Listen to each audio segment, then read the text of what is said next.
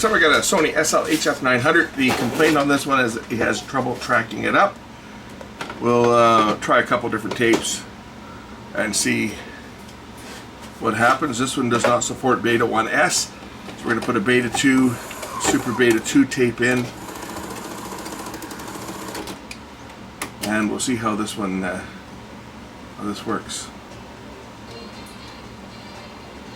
It is tracking. It seems to be tracking okay on this tape. I'm seeing an awful lot of disturbances on here. In the tracking control, if I put it in the middle, it certainly is not centered. It's all the way to one side. It still looks to be, you know, not great. May be able to adjust that. I'm just rolling the tracking control here. I say this is a Super Beta tape. I think it was Super Beta, and Super Beta is on. But yeah, it's not. Certainly not tracking it as well as it I think it should. Edit switch off. Sharpness control's cranked all the way up. That doesn't help. Let's try a non-Super Beta tape. There's a normal Beta tape, and this one's tracking up perfect.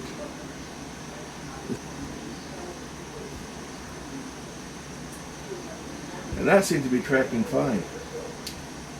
I think what we need to do is I need to, oh, head's just clogged.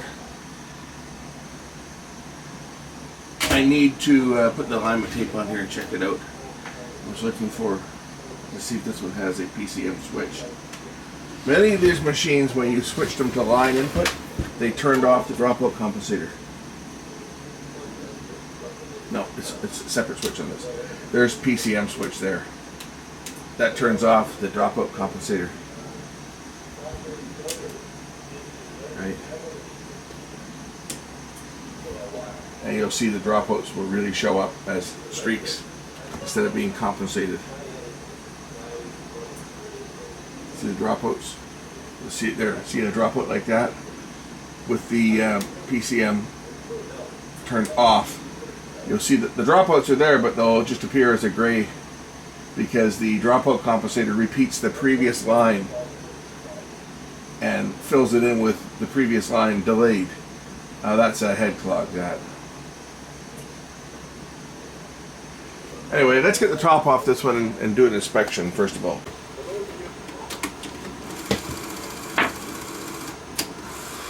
We'll look to see if the drum is shiny.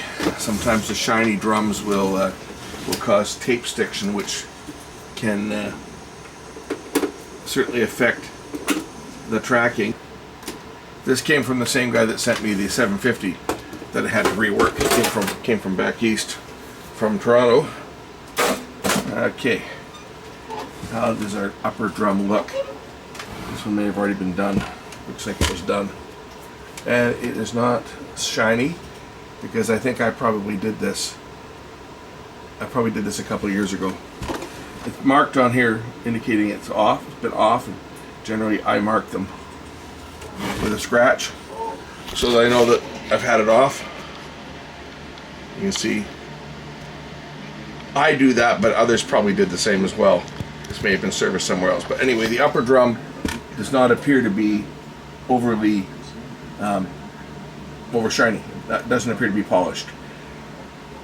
We've covered it before, but the tape itself tends to polish the upper drum, and once that happens, then we end up with tape tension that's too high, and it can cause mistracking. It's not the only thing, but it's one of them.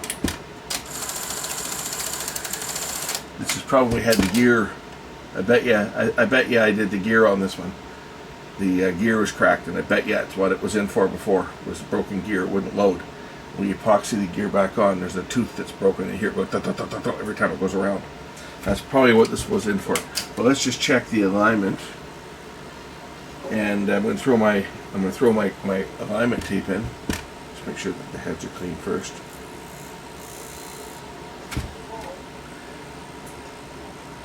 Okay, let's throw the alignment tape in. We'll hook up the scope, and we'll get the alignment centered. This may involve shifting the position of the ACE audio control head. That all looks perfect, except for I'm at the end of the travel. If I go to the center, it's a little bit off. So we're going to adjust the control track head. Like, I mean, as far as it being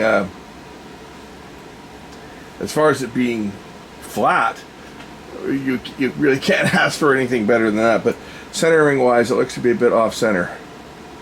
So this could be physical. Could be the control track head is a bit off. I don't know who's been into this machine other than me before, because it was at another shop, so somebody may have been messing around with it. If you wonder what that beeping was in the background, I got a movie playing off the HD DVD, and if anybody can identify the movie from that sound or what you hear, then all the power to you. Okay, that might have given it up right there. That might have given it up right there. I'll say no more. Anyway, let's just see if we can center this thing. At least get it maximized.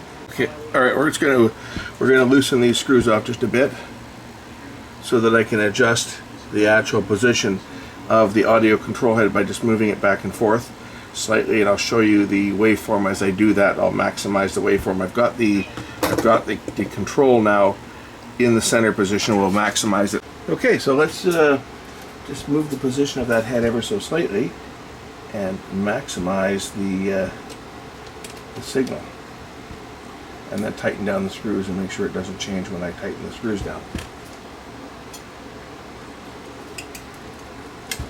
Now I'll roll the control.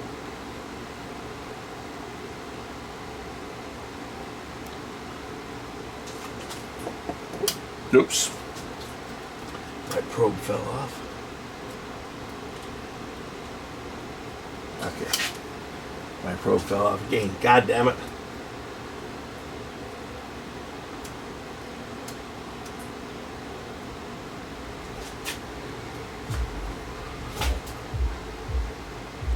Okay, now that's center. There's either side of center. These bands that you see there, that is going to be the plasma TV being picked up. If I bring my hand closer, they get stronger. You see? That's the plasma band, so I'm not worried about that. We're looking at the RF coming off the heads, and now looks like we're right in the dead center where we want to be. We'll look at the color bar playback. Well, that doesn't look good. Is it not my probe that's shorting out, is it? Take the probes out of it. Make sure that my scope probes aren't causing that. I think we have more of a problem in the video circuit than anything else. That's, what is that? It's Beta 2 Hi-Fi we're playing now. I mean, it's center. It's dead center, but we got a luminance problem on this one. Oh, wait a minute. Maybe. Oh, you know what that is? That's my stupid. That's my. That's just the stupid. That's just the plug. Okay, we're gonna put some Deoxit onto the connector, and I'll put some onto the video connector here as well. And we'll just use this to clean the plug up a bit, because I think that's where this one was, and that is where the problem was, right there. Just the connector got oxidated. Now look at it. That's looking a little bit better. Playing the color bars. And this is Beta 2 Hi-Fi. You guys figured out what movie it is yet? Now it's gone to the Beta 3 kilohertz color bars. We'll go back to the Beta 2. That's looking good. We'll go back to monoscope, and it is complete with the split. We're centered on the tracking there. That split is for dihedral adjustment, and you can just to touch the tension a bit and bring it back, and that brings those back. The dihedral is good. If I just adjust the tension, you can see there's no split at that split line there. That's how we adjust the dihedral. Dihedral is perfect on this machine. Go back to the color bars here. This is color bars Beta 2 without Hi-Fi on the alignment tape. They look good. let's go back and play some other tapes. There's playback. That's just a glitch on the tape. But we're in the center of the tracking now. If I roll it to one extreme, we get snow. I roll it to the other extreme, right in the middle. Tracking's looking good. Let's try the Beta 3 tape. Beta 3 tape is playing fine as well. We'll see some of the lines from the plasma there. If I bring my hand close to the head drum. It's just see? That's plasma. It's just that plasma. That by the way is an insert that's done by an SLHF900. That was what they thought was good enough for doing inserts with the color flashing away from the previous, because of course it'll erase the FM, but it doesn't necessarily erase the color. And when you did an insert on an SLHF900, that's what you got. That was done after the fact. I went back to the manual and inserted that with an SLHF900 when I was, and then did the pointing out what he was basically showing. That flashing color is actually the color burst from the old video that was on here before the insert. Anyway, this one's playing back perfect, and I'll even turn off the Super Beta switch. There, see, it improves it with the Super Beta switch off. This was not recorded in Super Beta. This was recorded in regular Beta.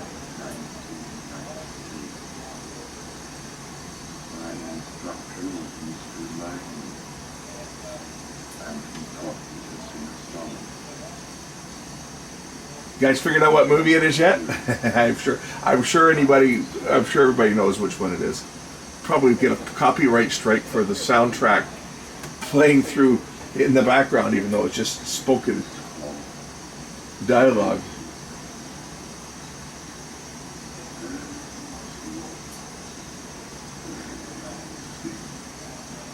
Anyway, this is looking good. Tracking's looking good. If I roll the tracking control over to one side, back to the center, and to the other side, so the Beta 3 tape is playing okay. This was recorded on this section was recorded on the SLHF900, but the actual live stuff was recorded on the SL2000 portable, and I would have been using, I think I was using an HVC 2800 to record this. But right there, what he's doing is he's explaining. This is good. That's why I did the insert as opposed to just showing the overhead projector, because it looked better right off the manual itself. But there's showing the 4 carriers for Beta Hi-Fi where they insert it. There's a regular non-Beta Hi-Fi, right? And then they shifted the carrier up a bit and added 4 carriers between the chroma and the luminance at the bottom down here. That's where they put the Hi-Fi track on Betamax. VHS did it different. It did it with a separate pair of heads because there was just not enough bandwidth. There was not enough of a space between the chroma and the lower end of the FM sideband. VHS only had 1 megahertz of bandwidth and Beta had 1.2. And the Super Beta, they expanded that from 1.2 to 1.4, and then when they went to Beta 1 SHB, they went from 1.4 to I think it was 1.8. High 8 had 2 megahertz of bandwidth. And even though RCA never made a Betamax, they did make Beta cassettes, of all things. I think it was just a rebranded Sony. Old Super Channel. Yeah. That's in Super Beta, I'm sure. Tracking right in dead center. Yeah, I'm going to let this play. I can't obviously play it. It's the movie Who Framed Roger Rabbit. But I'm going to watch it. See how it works for stability here. See a little bit of flicker here. I wonder what's causing that. That's weird. I'll have to investigate that some more. I've been watching it now for about 8 minutes, and other than that little glitch it showed at the beginning, it may have been on the tape. It's been playing back fine. In fact, the position of the audio control head was off by like maybe a 1/4 of a millimeter. all I did was loosen these 2 screws. They still have the paint seal on them because the paint moves.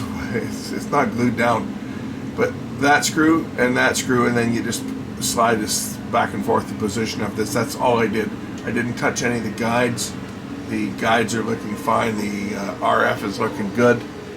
It was just a little bit off, and now I've maximized it so that in the center it's maximum signal on both the alignment tape and on tapes that I made on my machine. This is the tape that I made on my machine that's playing now, but it's playing back good. I'll show you the RF off of it.